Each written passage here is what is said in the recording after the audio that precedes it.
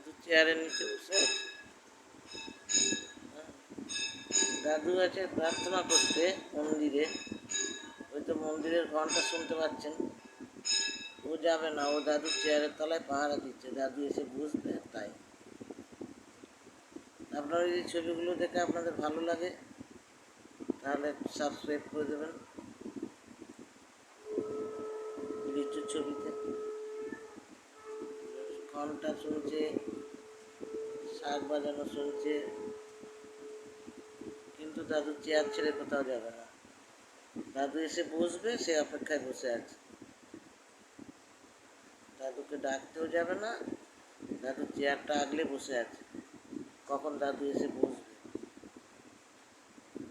লিচুর এই গুণ আছে, দাদুকে খুব ভালোবাসে। আরে লিচু, দাদুর জন্য বসে আছিস?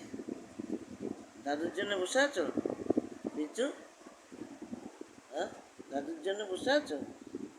দাদু মন্দিরে গেছে, মন্দিরে।